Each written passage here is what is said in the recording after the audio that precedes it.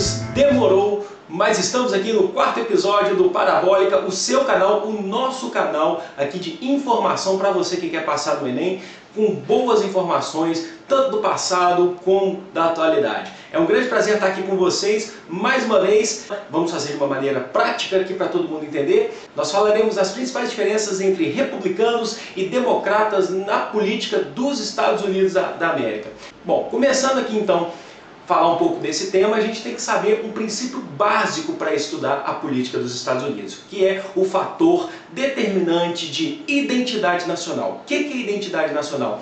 Toda nação possui uma identidade, ou algumas ou várias identidades. O que significa isso? É o que vai unir o povo em prol de algum objetivo, em prol de sua cultura, em prol de seus costumes. Um exemplo prático aqui no Brasil.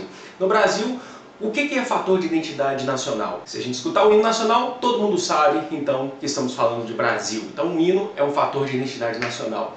A língua, português do Brasil, é um fator de identidade nacional. E existem aqueles que são feitos pelo povo, é construção popular, como a adoração pelo futebol, a adoração pela música popular brasileira. Bom, isso são fatores de identidade nacional, o que nos deixa próximos aqui na nossa nação. Nos Estados Unidos, o fator de identidade nacional está ligado principalmente à história dos Estados Unidos nos grandes combates mundiais, como a Primeira Guerra Mundial entre 1914 e 1918, onde os Estados Unidos entram em 1917 e definitivamente ele consegue ajudar os países, a Tríplice Entente, a colocar um fim na guerra, porque ele chegou novo na guerra, entre outras coisas que a gente vai falar em episódios mais pra frente. A Segunda Guerra Mundial, a presença dos Estados Unidos é muito importante para a derrota do eixo. Tá, e a gente não está discutindo quem venceu a Segunda Guerra Mundial, só estamos falando que foi importante para a derrota do eixo a presença dos Estados Unidos. Claro, entre outras coisas que a gente vai ver. Atualmente, os Estados Unidos têm uma política que a gente pode dizer que é uma política imperialista de combate aos países que ele se sente agredido ou que o mundo se sente agredido. Mas a questão é, os Estados Unidos combatem o famoso terrorismo, que eles julgam, que eles chamam de terrorismo islâmico, com o quê? Com mais terrorismo.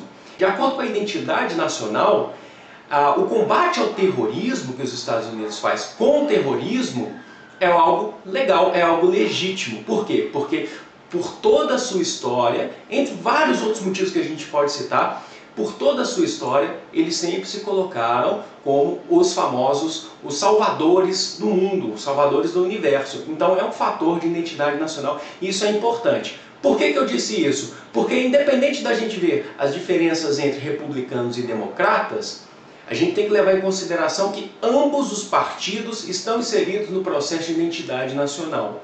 Primeiro falando então do Partido Republicano. Os dois partidos foram criados no século XIX e têm alguma relação com a Guerra de Secessão, que é aquela relação entre Norte e Sul, mas não é isso que a gente vai falar agora.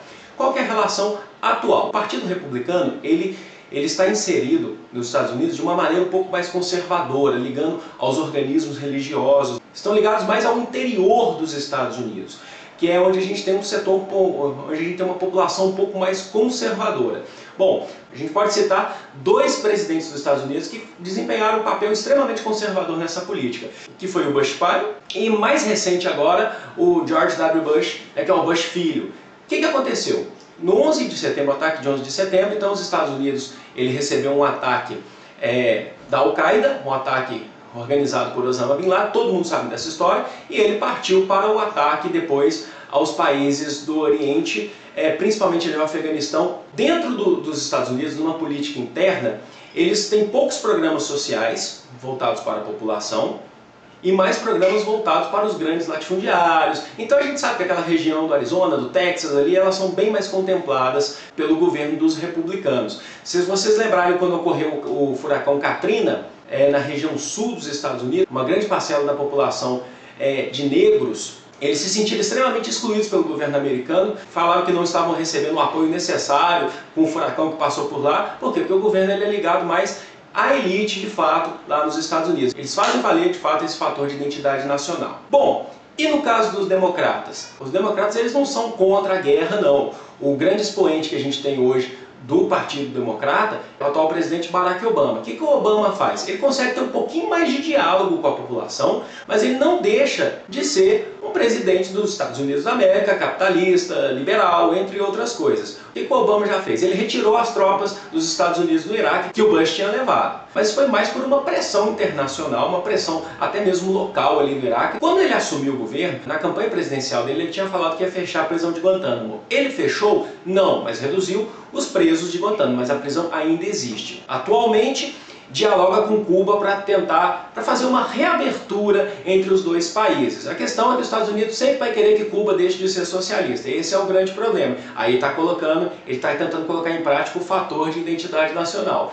Você segue o meu exemplo e eu não estou nem aí para o seu. A gente dialoga, mas contanto que você siga o meu exemplo. Bom, com os adventos da famosa que eles chamaram de Primavera Árabe, os Estados Unidos também teve uma extrema participação e ainda tem participação em diversos países aí que estavam fazendo as suas reivindicações entre a população. Aí cada caso é um caso. Tem casos que os Estados Unidos é a favor da população porque a população é contra um presidente que não é ligado aos Estados Unidos. E outros casos os Estados Unidos é ligado ao governo porque o governo é extremamente a favor deles. Então tem que olhar cada caso por caso. Bom, entre outras coisas, a gente pode citar um presidente que veio um pouquinho mais atrás. Nos anos 90, o Bill Clinton foi um presidente dos Estados Unidos, do Partido Democrata, que ele tentou estabelecer um pouco de diálogo, mais ou menos como o Obama está fazendo hoje. Então, por exemplo, desde os anos 80, os Estados Unidos já vinha praticando há muito tempo o que a gente vai chamar de terrorismo, porque é terrorismo mesmo, porque ele infringe a soberania nacional de outros países.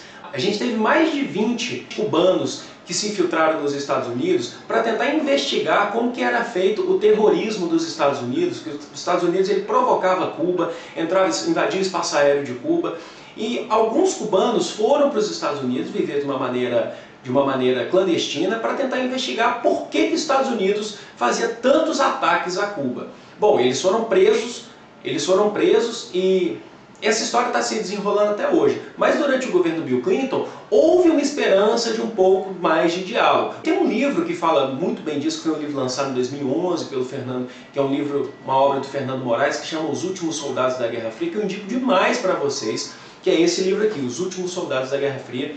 Eu li ele 2 vezes e é um livro excelente que vai explicar um pouco como que era a vida desses cubanos nos Estados Unidos, que estavam tentando barrar esses ataques americanos a um país socialista aqui na América, não é verdade?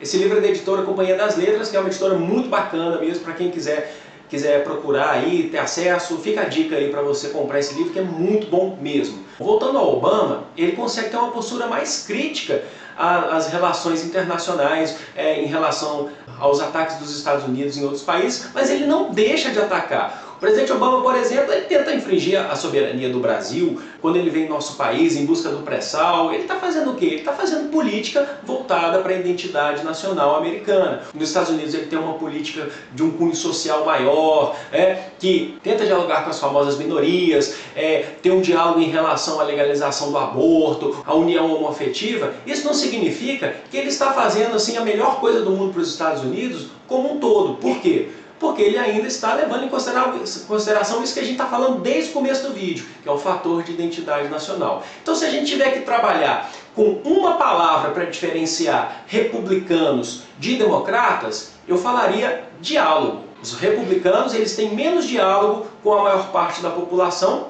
e os democratas eles conseguem ter mais diálogo com a grande parte da população necessitada, mas eles não deixam de ser presidentes dos Estados Unidos da América, o país que, por identidade nacional, historicamente, se sente na necessidade de passar um exemplo para o mundo e de colocar a sua política como uma imposição aos outros, não como simplesmente influência.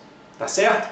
Bom, eu espero que vocês tenham gostado desse vídeo. Se você gostou, curte, compartilha. Se você ainda não é inscrito no canal, se inscreva, mostre para os seus amigos, que isso pode ajudar muita gente aí que está querendo estudar ou simplesmente sanar as suas dúvidas políticas, socioeconômicas, geográficas, entre outras coisas. Mas isso pode te ajudar, principalmente, o objetivo aqui é te ajudar principalmente para o Enem que vem aí no final do ano agora de 2015, ou outros Enem se você não estiver vendo isso em 2015, tá certo? Gente, foi um grande prazer, um abraço a todos e até o próximo episódio do Parabólica.